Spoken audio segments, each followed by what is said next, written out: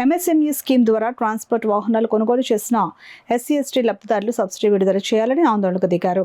సోమవారం కాకినాడ కలెక్టరేట్ ఎదుట ఎస్సీ/ఎస్టీ లబ్ధిదారులు చేపట్టిన ధర్నా కార్యక్రమానికి సిపిఎం కాకినాడ నగర కమిటీ మద్దతు తెలిపింది. సోమవారం కాకినాడ జిల్లా కలెక్టర్ కార్యాలయం వద్ద చేపట్టిన ఆందోళనకు సిపిఎం కాకినాడ నగర కమిటీ మద్దతు తెలియజేసింది. సిపి నగర కన్వీనర్ పలివెల వీరబాబుతో పాటు మలక వెంకటరమణ, మేడ్శెట్టి వెంకటరమణ బృందం లబ్ధిదారులను కలిసి సంఘీభావం తెలియజేశారు. 5 లక్షల నుండి సుమారు 50 లక్షల వరకు విలువ చేసే వివిధ రకాల ట్రాన్స్పోర్ట్ వాహనాలకు 2019 నుండి 2021 వరకు లబ్ధిదారులు 10% బ్యాంకుకు చెల్లించిన తర్వాత బ్యాంకు వారు రుణాలు మంజూరు చేశారని తెలిపారు. అయితే ఈ స్కీమ్కు ప్రభుత్వం డిఐసి ద్వారా 45% సబ్సిడీ బ్యాంకు రుణం పొందిన 6 నెలలకు సబ్సిడీ జమ చేయాల్సి ఉందని అన్నారు. అయితే 2021 నుండి సబ్సిడీ జమ కాకపోవడం వల్ల బ్యాంకు బకాయి వసూలు అధికారులు లబ్ధిదారులపై ఒత్తిడి చేస్తున్నారని తెలిపారు. ప్రభుత్వం స్పందించి తక్షణమే ఎంఎస్ఎంఈ స్కీమ్ లబ్ధిదారులకు సబ్సిడీ జమ చేయాలని సిపిఎం డిమాండ్ చేస్తుందని ఆ సిపిఎం నాయకులు తెలిపారు. మేము కూడా మా మీద దయించి మీరు అందరూ కూడా మా మీద జాలిపడి కనికరం చూపించి మా ఎస్టీ వాళ్ళందరినీ కూడా జ్ఞాపకం చేసుకుని మాకు సబ్సిడీ విడుదల చేయమని అడుగుతూ ఉన్నాము. మరి ఇంటికి కూడా తాళాలు వేసారండి, ఇంటి మీద లోన్ తీసుకున్నామండి. మరి అన్నీ కూడా రోడ్డు మీద పడ్డాం. మేము బిడ్డలకు కూడా చదివించలేని పరిస్థితి, ఆహారం పెట్టలేని పరిస్థితి. మరి ఎన్నో రుణాలు చేసామండి. ఈరోజు కారం రోడ్డు మీద పెట్టిన కారం గవర్నమెంట్ వారేనండి. జగన్ మా మోసం చేశాడు, అన్యాయం చేశాడు. మాలల పక్షాన ప్రభా వాళ్ళు కూడా మమ్మల్ని న్యాయం చేయలేదండి. మరి జగన్ ఎలాగ న్యాయం చేయలేదు కాబట్టి నారా చంద్రబాబు నాయుడు కూడా మాకు న్యాయం చేయాలని కోరుతున్నామండి. న్యాయం చేయకపోతే ఇక్కడే ఈ కార్యక్రమం అంతట్లో కూడా మేము వంతులు తాగుతామండి, ఆత్మహత్య చేసుకుంటామండి. మేము సిద్ధంగా ఉన్నామండి. ఎందుకంటే మా బిడ్డలు పోషించే పరిస్థితి కూడా మాకు లేదు. ఈరోజు రోడ్డు పడడానికి కారణం ఈ ప్రభుత్వేనండి.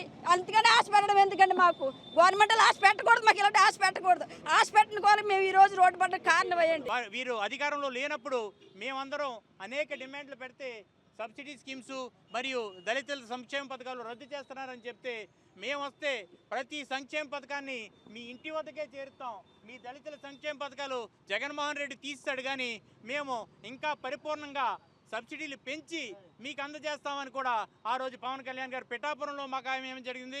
అలాగే లోకేష్ గారు, చంద్రబాబు గారు అమరావతిలో హామీ ఇవ్వడం జరిగింది. ఆ హామీలు పురస్కరించిన ఈరోజు మేము రోడ్డు ఎక్కుతున్నాం. సార్, మీరు ఇచ్చిన హామీలను మీరు అమలుపరచవలసిన బాధ్యత మీకుంది.